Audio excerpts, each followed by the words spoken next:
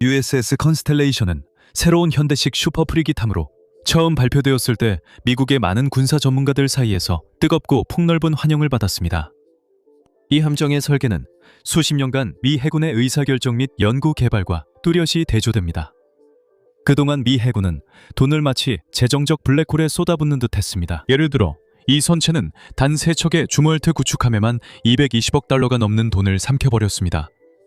이 함정들은 훨씬 저렴한 알레이버크 전함보다 성능이 뛰어나지도 않으며 같은 가격이면 알레이버크 전함을 10척이나 살 수 있습니다. 그리고 바로 이 같은 선체는 연안 전투함에 평생 1,000억 달러의 비용이 들었는데 이 전투함들은 무기 시스템이 끊임없이 고장나면서 실제로 바다에서 계속 고장이 나고 있습니다. 이러한 거창한 재정적 실패 속에서 해군은 해군 군수 조달에 대한 교훈을 얻었고 바퀴를 다시 발명하려는 시도를 그만두고 안전한 방식을 선택하기로 결정했습니다.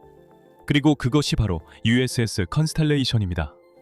설계 측면에서 보면 거의 기본으로 돌아가는 접근 방식입니다. 해군이 이미 만들 줄 아는 것을 만들되 지금까지 그 어떤 것보다도 더 잘 만들라는 뜻입니다. 결국 바다에 나가면 멋지거나 최첨단은 아닐 것입니다. 하지만 그것은 세계에서 가장 진보된 슈퍼 프리기함이 될 것입니다. 확인해야 할 항목들입니다. 그래서 2017년에 미국 국방부는 콘스텔레이션급 프리기함 프로그램을 발표했습니다. 공식적이고 FFG-62 프로그램으로 알려진 이 사업에서 미 해군은 이 함정 20척을 도입할 계획입니다.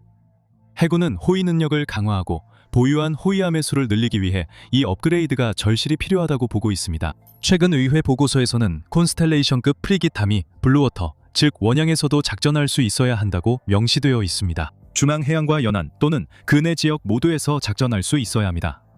게다가 이 함정들은 독립적으로도 그리고 타격전단의 일부로서도 작전할 수 있어야 합니다. 해군은 이 프리기함들을 평시 미국 해역을 순찰하는 데 사용할 의도도 없습니다.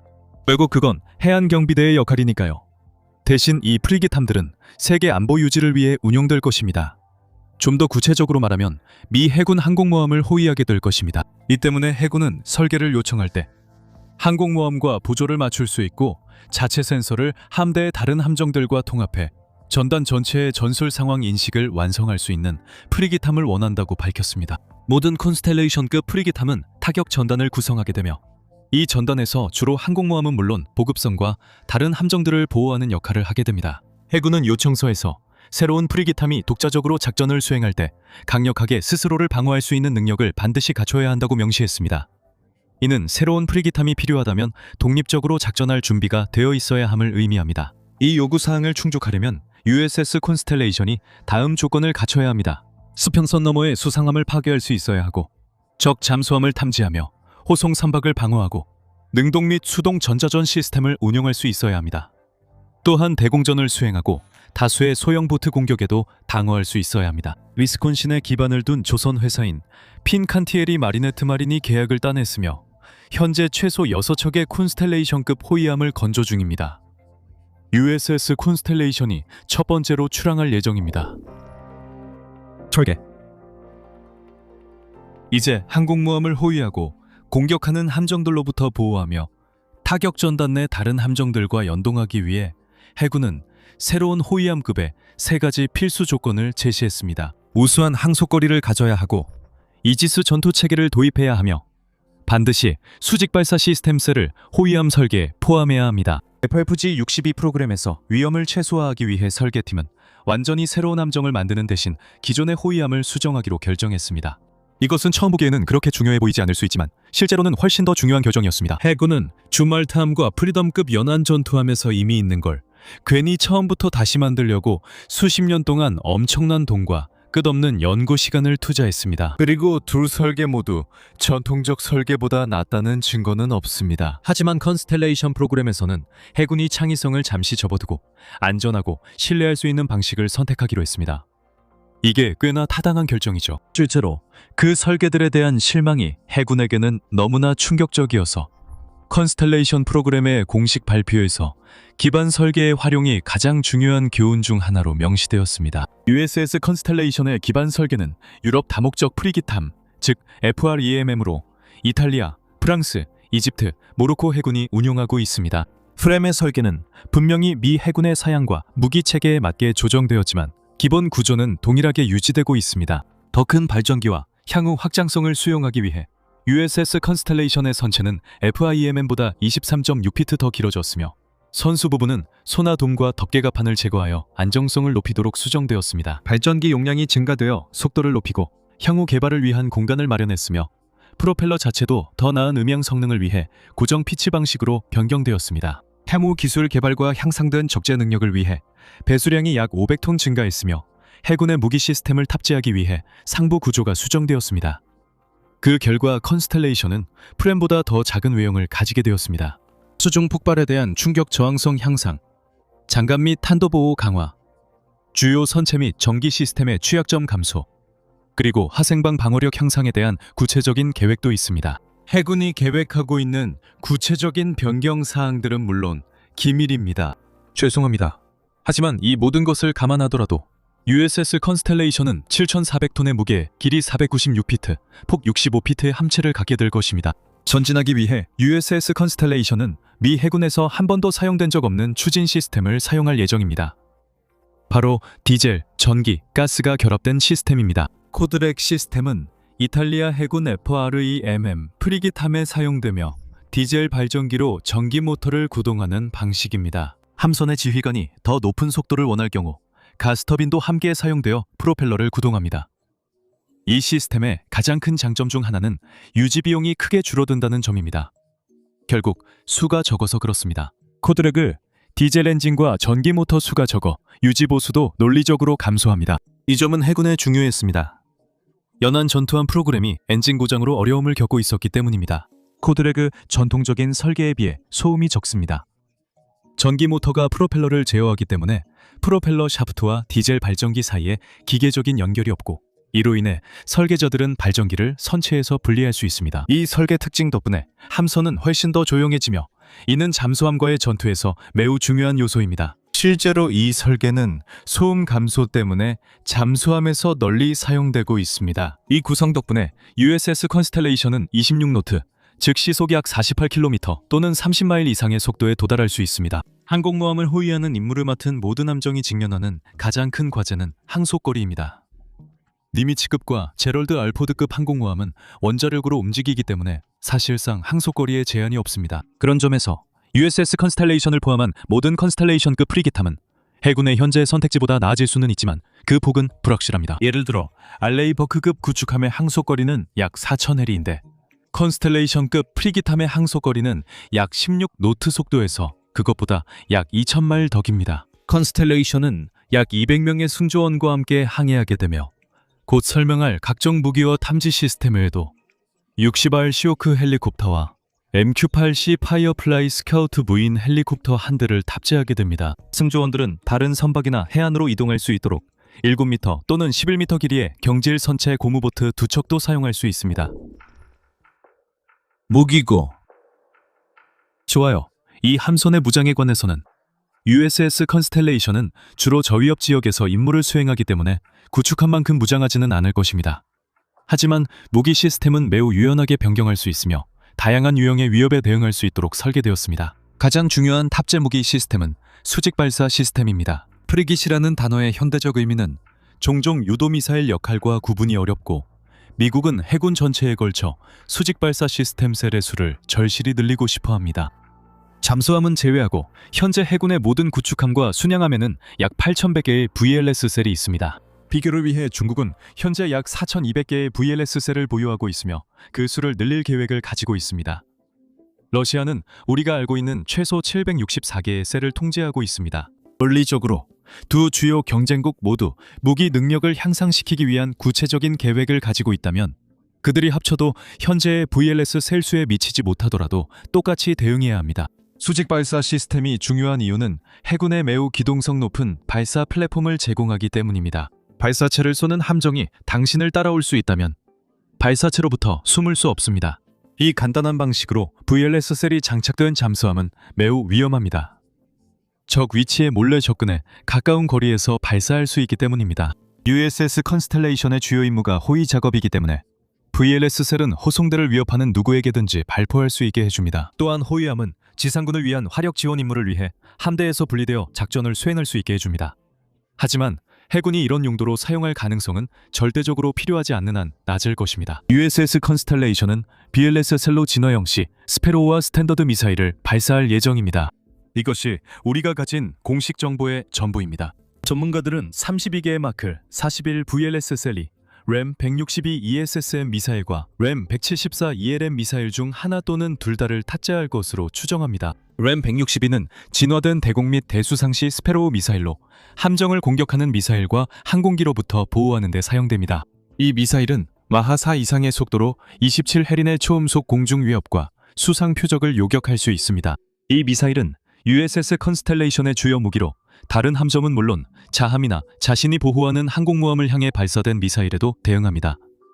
국민 세금 부담은 얼마나 될까요? 미사일 한 발당 약 150만 달러라는 상징적인 가격입니다. 하지만 이것은 여전히 램 174의 430만 달러 가격보다는 훨씬 저렴합니다. 174 모델은 확장 사거리 능동 미사일, 즉 ERM이라고도 불리며 현재 미국에서 대량 생산되고 있고 약 500기가 이미 실전 배치되어 있습니다.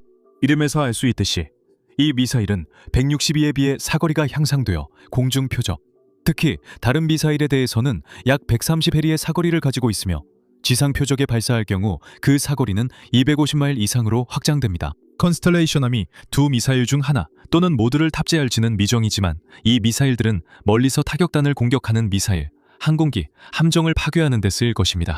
또한 REIM-66 스탠다드 중거리 미사일로 무장할 예정이며 이 미사일은 주로 함대공 미사일로 사용됩니다. 이 미사일들은 최대 92해리까지 사거리를 커버하며 대함 미사일로도 운용될 수 있습니다. 하지만 주된 대함 미사일은 노르웨이의 해군 타격 미사일로 미국에서는 RGM-184A로 지정되어 있으며 컨스텔레이션 하면은 이 미사일이 16기 탑재될 예정입니다. 이 미사일은 120kg, 260파운드의 탄두를 탑재하고 있어서 REIM-174의 140파운드 탄두와 비교하면 훨씬 강력해 보입니다. 하지만 차이점은 무기 시스템의 목적에 있습니다. NASM은 적 함선을 바다 밑으로 보내기 위해 설계된 미사일로 함선을 침몰시키려면 강력한 위력이 필요합니다. 반면 REIM 미사일은 적 미사일과 항공기를 요격하고 격추시키기 위한 것으로 그렇게 큰 위력이 필요하지 않습니다. 그렇다면 만약 적 미사일이 모든 방어망을 뚫고 들어온다면 어떻게 될까요? 그때는 REIM-116 롤링 에어프레임 미사일을 발사할 차례입니다. 사거리가 9km, 즉 약 6마일로 제한되어 있지만 이 미사일들은 매우 기동성이 뛰어나고 빠르며 마하 2 이상의 속도를 자랑합니다. 주된 목적은 대함 미사일에 대한 근접 방어입니다. 2013년부터 미 해군은 CRAM 전자 광학 무기 시스템과 함께 이 미사일을 운용하며 본질적으로 REIM-116을 유도합니다. 이 시스템은 인디펜던스급, 알레이버크급 함정에 사용되어 콘스텔레이션급 프리깃함에도 적용될 수 있습니다. 마지막으로 USS 콘스텔레이션은 보포스에서 제작한 57mm 해군 자동포도 탑재하고 있습니다. 이 포는 매우 가까이 접근하는 공중 및 수상 표적을 대응하기 위해 설계되었으며 57 배구 438mm 탄환을 분당 220발의 속도로 발사합니다. 이 포는 최대 8.5km, 약 28,000피트 거리에서 소형 선박을 침몰시키고 항공기를 격추할 수 있습니다. 이렇게 하면 적의 금속 덩어리가 항모 전단에 가까이 오지 못하게 합니다. 이제 이 모든 무기 시스템들은 해군이 새로운 슈퍼 프리깃함급에 요구한 모든 조건을 확실히 충족시키지만 잠수함 문제는 여전히 해결해야 할 과제로 남아 있습니다. 지금 이 영상을 제작하는 시점에서는 콘스텔레이션이 대잠수함 무기 시스템을 탑재할지 공식적으로 알려지지 않았습니다. 비록 먼 미래에 대잠수함 무기를 도입할 계획이 있다는 보도가 있지만 최초 항해 시 USS 콘스텔레이션에는 탑재되지 않을 가능성이 높습니다. 콘스텔레이션에 탑재된 마크 41 수직 발사 시스템은 미 해군이 현재 사용 중인 대잠수함 무기로 무장할 수 있습니다. 이는 지휘부가 필요하다고 판단하면 콘스텔레이션이 잠수함에 대응할 수 있도록 무장할 수 있다는 의미입니다. 감지 시스템과 이지스 도입. 무장 자체만큼이나 중요한 것은 호위함에 탑재된 탐지 시스템이며 콘스텔레이션은 이 부분에서도 확실히 잘 갖추어져 있습니다. 특히 대잠전에 관해서는 이 호위함급은 이미 알레이버크급 구축함과 타이콘데로가급 순양함에서 사용 중인 AN/SQQ-89 수중 전투 시스템을 사용할 예정입니다. 이 시스템은 본질적으로 선체에 장착된 선타와 예인어레이, 그리고 부표에서 수집된 능동 및 수동 센서 데이터를 결합하여 수면 아래에 숨겨진 것들의 모습을 그려냅니다. 콘스텔레이션은 또한 TB-37 예인어레이, 소나 탈레스 가변 심도 소나, 그리고 ANSL-Q-25 닉시어의 기만 장치에 의존할 것입니다. 이 기만 장치는 미 해군 군함에서 자주 사용되며 함정에서 어뢰를 멀어지게 하는 신호를 방출해 작동합니다. 이 장치들은 함정 소음을 모방하거나 어뢰 핑 신호를 증폭해 다시 어뢰로 보내는 방식으로 작동합니다. 콘스텔레이션에 탑재된 모든 대공 미사일들은 접근하는 미사일이나 항공기를 공중에서 요격해 파괴함으로써 호위함을 보호하지만 어뢰 기만 장치는 본질적으로 자신을 희생해 함정을 구하는 역할을 합니다. 콘스텔레이션급 전체는 이미 여러 전투함에서 사용되고 있는 최신형 AN-SPY-6 공중감시 레이더와 AN-SPS 수상 탐색 레이더도 운용할 예정입니다. 감시무기 시스템은 코퍼레이티브 엔게이지먼트 케이퍼블리티 센서 네트워크가 제어하지만 전투계층 구조 최상위 시스템은 이지스입니다. 그리스 여신 아테나의 방패 이름에서 따온 이지스는 해군 무기 추적 유도 체계입니다. 저에겐 에이지 오브 엠파이어 2에서 쓰던 치트 코드이기도 했어요. 이지스 전투 시스템의 사용은 USS 컨스텔레이션이 다른 함정들과 실시간으로 통합하고 들어오는 위협에 통합된 전력으로 대응하기 위해 절대적으로 필수적입니다. 미국 외에도 많은 동맹국 해군이 이지스 시스템을 사용하고 있으며 USS 컨스텔레이션은 국제 임무와 개입 시 동맹국 함정들과 동일한 시야를 가짐으로써 분명히 큰 이점을 누릴 것입니다. 앞서 언급한 수직 발사 시스템 제어도 이지스 시스템에 포함되어 있으며 현재 미 해군 90척 이상에 탑재되어 있습니다. 이 시스템은 무기와 탐지 시스템을 연결해 해군의 모든 조건을 충족합니다. 컨스텔레이션이 실제로 전투에 투입된다면 이지스 시스템을 탑재한 다른 전함들과 나란히 싸우게 될 것입니다. 이 시스템 덕분에 이들은 전장을 하나의 통합된 시야로 바라보며 모든 정보를 공유하고 항상 모든 동향을 파악할 수 있는 하나의 전력처럼 행동할 수 있습니다. 지연 많은 사람들이 컨스텔레이션을 해군이 20년 전에 만들었어야 했던 함정이라고 합니다. 문제는 그때 시작했더라면 지금쯤 완성됐을지도 모른다는 겁니다. 왜냐하면 지금 상황으로 봐서는 USS 컨스텔레이션이 조만간 바다로 나갈 것 같지 않기 때문입니다. 이 함정은 해당 함급 전체의 이름을 가지고 있으며 미국 해군에서 5번째로 그 이름을 가진 함정입니다. 2020년에 발주되었고 현재 핑칸티에르 마리네트 마린이라는 회사에서 건조 중입니다. 원래 계획에 따르면 지금쯤이면 최종 건조 단계에 들어가 있어야 했고 2026년에 취역할 예정이었습니다. 참고로 저희는 이 영상을 2025년 가을에 녹화 중이며 여러 이유로 취역이 2029년으로 연기되었습니다. 2024년 콘스텔레이션함 인도가 조선소 인력 부족으로 1년 이상 지연됐습니다. 같은 해 후반 해군의 막판 변경 요청으로 설계자들이 재설계에 들어가며 모든 작업이 중단됐습니다. 이 변경으로 추가 테스트가 필요해 프로젝트가 몇 달 더 지연됐습니다. 2025년 4월 워존에 따르면 함정의 완성도가 겨우 10%에 불과하다고 보도되었으며 이로 인해 USS 콘스텔레이션의 취역가 지연될 뿐만 아니라 다른 함정들의 건조도 함께 늦어지고 있습니다. 조선소는 또한 자매함인 USS 콩그레스, 체서피크, 라파에트, 해밀턴, 그리고 갈베지도 건조 중이며 이들 함정은 현재까지 확인된 상태입니다. 그리고 그들이 체결한 계약에는 필요하다고 판단될 경우 해군이 동일한 급의 프리기탐을 최소 4척 더 주문할 수 있도록 허용하는 조항이 포함되어 있습니다. 앞으로 어떻게 될까요? 언제나 그렇듯 예측하기는 매우 어렵습니다. 컨스텔레이션급 프리기탐 함대가 2030년 이전에 구성되기 시작하는 것은 불가능해 보이고 모든 함정이 10년 내에 완성될 가능성은 더 낮아 보입니다. USS 컨스텔레이션 자체도 2029년 이전에는 진수되지 않을 것으로 보이지만 이미 얼마나 많은 지연을 겪었는지 알기 때문에 실제로 그 시기를 맞출 수 있을지 아무도 확신할 수 없습니다. 시청해주셔서 감사합니다.